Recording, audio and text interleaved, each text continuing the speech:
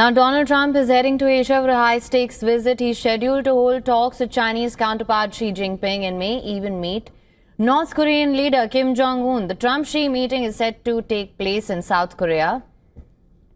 On the last day of the U.S. president's regional swing, Trump will also visit Malaysia and Japan on his first trip to Asia since he returned to the White House in January. Trump told reporters aboard Air Force One that he hoped for a very good meeting with Xi, adding that he expected China to make a deal to avoid further tariffs that are due to come into effect on the 1st of November.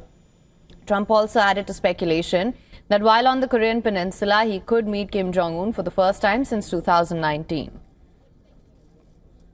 He would contact him, and I was, the last time I met you, and I put it out over the internet that I'm coming to South Korea. If he'd like to meet, I'm open to it, certainly.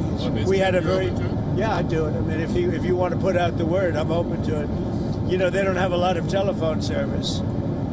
They have a lot of nuclear weapons, but not a lot of telephone service. So I'm open to it. I had a great relationship with him, and he probably knows I'm coming, right?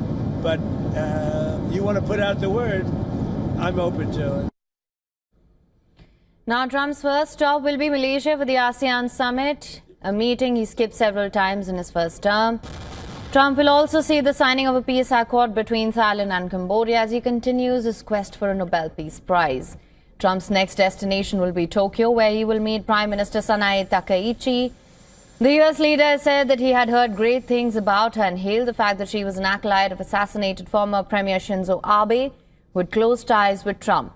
Trump will then head to South Korea to attend the Asia-Pacific Economic Cooperation (APEC) summit. Trump will also meet South Korean President Lee Jae-myung, address an APEC lunch with business leaders and meet U.S. tech bosses for dinner on the sidelines of the summit in the city of Gyeongju. On Thursday, Trump will meet Xi for the first time since his return to office, setting the tone for the meeting. Trump said that he will be discussing issues like Taiwan and releasing democracy activist Jimmy Lai when he sits down with President Xi. Well, I'll be talking about Taiwan. Won't be going there, but I'll be talking about it. Won't be too far away. A lot of respect for Taiwan. And it's on my list. I'm going to ask. Look, they're big enemies. So we'll see what happens, you know.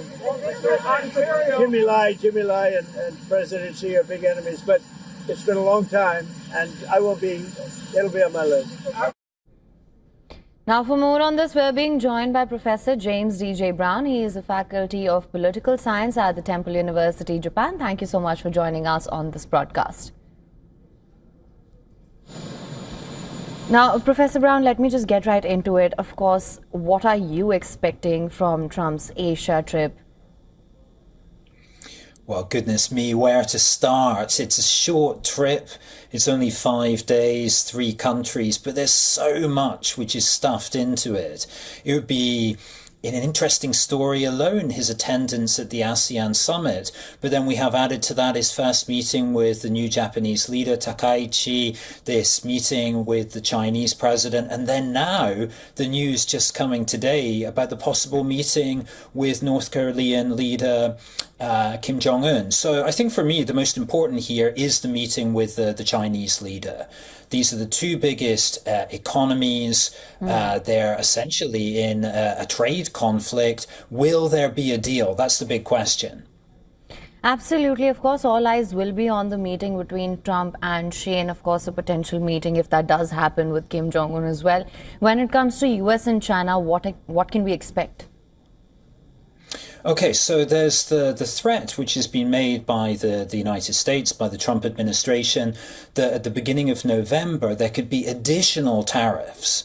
And the hope from the Trump side is that they can strong-arm China into making concessions so that the threat of those tariffs can be removed. The problem, of course, is that if Xi Jinping were to agree to that, it looks very much like a climb down from his point of view. It looks like he's been weak, that he's made concessions. So I don't expect China to give too much ground. However, what could happen is a sort of temporary agreement under which the United States agrees to suspend some of those additional tariffs, and perhaps China agrees to make more rare earths available, or indeed to agree to buy more soya beans from the United States. Right now, other big things, of course, that we're expecting is for him to see the oversee the signing of the peace accord between Thailand and Cambodia, and of course that meeting with Sanae Takaichi as well. So when it comes to his Japan leg of this trip, what are our expectations? Well, the most important thing here is the two leaders getting to know each other. We know about President Trump that his foreign policy is mainly personal. There are various leaders that he gets on well with. There are others that he's fallen out with. This is the first meeting between the two of them. And the Japanese leader, Takaichi, will be going out of her way to try and ensure that she has a good personal relationship. And it's not going to be easy. Trump doesn't have good relations with too many female leaders internationally. But Takaichi has an important card to play. And that is that Trump had excellent relations with the late Prime Minister, Abe, and Takaichi is seen as Abe's protege. So she'll very much be emphasizing that she is, in a way, the political heir to Abe Shinzo. All right. Professor, thank you so much for joining us on WION World as One with your insights on this. Of course, how this visit pans out, that's something we'll be closely monitoring. Thank you so much. Thank you very much.